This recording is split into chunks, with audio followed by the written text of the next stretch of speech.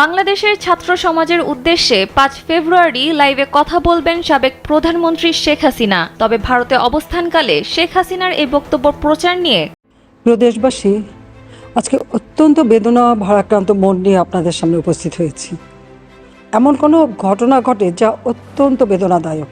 এই কোমলমতি শিক্ষার্থীদের আন্দোলনকে ঘিরে যে সকল ঘটনা ঘটেছে তা খুবই বেদনাদায়ক ও দুঃখজনক। আসসালামু আলাইকুম প্রিয় দর্শক শ্রোতা, ভারতের দিল্লি থেকে জাতির উদ্দেশ্যে হাসিনার ভাষণ। এই ভাষণে হাসিনা কতকগুলো হাস্যকর কথা বলেছেন, অযৌক্তিক কতকগুলো কথা বলেছেন। শুনলে অবশ্যই মজা পাবেন। আশা করি সম্পূর্ণ ভিডিও জুড়ে থাকবেন এবং হাসিনার এই লাইভ সম্প্রচার করলে গণমাধ্যমগুলোর উপর কি বার্তা দিয়েছেন হাসনাত আবদুল্লাহ সে বিষয়েও জানতে পারবেন। চলুন ভিডিওতে বিস্তারিত দেখে আসি।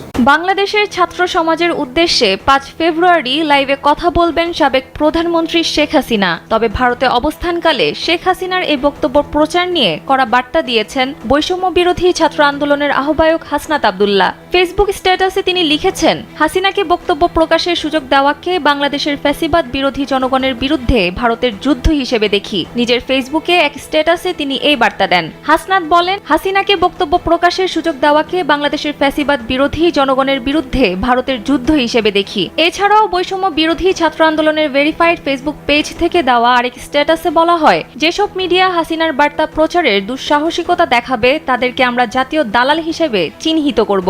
স্যান্ডেলিনা সো, রূপচর্চায় আভিজাত্য। এর আগে ৫ ডিসেম্বর প্রধানমন্ত্রী শেখ হাসিনার বিদ্বেষমূলক বক্তব্য গণমাধ্যম, সামাজিক যোগাযোগ মাধ্যম, ফেসবুক, ইউটিউবে প্রচার না করতে আদেশ দিয়েছিলেন আন্তর্জাতিক অপরাধ ট্রাইব্যুনাল। সেই সঙ্গে এসব মাধ্যমে প্রকাশিত বক্তব্য অতি দ্রুত সরাতেও বলা হয়েছিল। প্রিয় দেশবাসী, আজকে অত্যন্ত বেদনা ভারাক্রান্ত মন নিয়ে আপনাদের সামনে উপস্থিত হয়েছি। এমন কোনো ঘটনা ঘটে যা অত্যন্ত বেদনাদায়ক।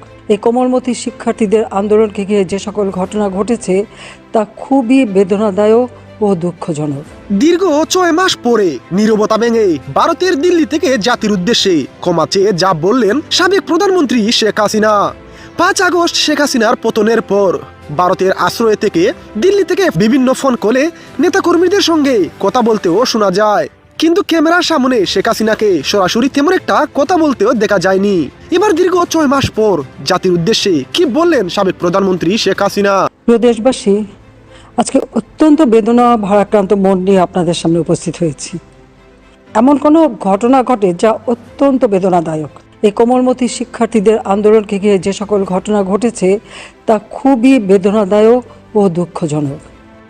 অহেতুক কতগুলি মূল্যবান জীবন ঝরে গেল। যারা মৃত্যুবরণ করেছে তাদের আত্মার মাগফিরাত কামনা করছি। পরিবারের সদস্যদের প্রতি গভীর সমবেদনা জানাচ্ছি।